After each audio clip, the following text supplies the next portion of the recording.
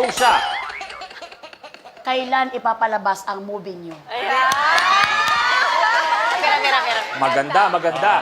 Kung Kinulit si Kim Chiu sa show ni Luis Manzano na Rainbow tungkol kay Paolo Avellino.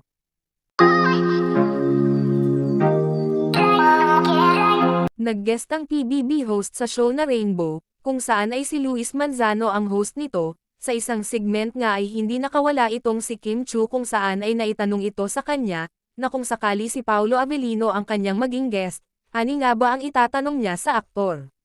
Dito nga hindi diretso nakasagot si Kim, pero ang kanyang mga kasamahan ay kinikilig na ng husto, lalong-lalo na si Robby Domingo, na alam talaga ang totoong namagitan sa dalawa.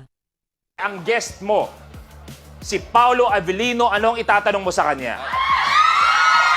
Bakit naman ganun? Bakit naman ganun? Kung siya, Kailan ipapalabas ang movie niyo? maganda, maganda.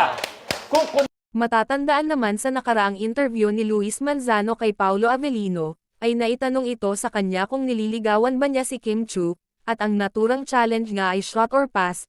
Pag shot ibig sabihin ay oo, pero kung pass, ang ibig sabihin ay hindi, at sa naturang sagot nga ni Pao kung nililigawan ba niya si Kim Chiu ay nag-shot ito, na ibig sabihin ay talagang nililigawan na niya itong si Kimi. Hindi pa man nangyari ang interview niya kay Luis Manzano, ay talagang sila na pala sa time na yon.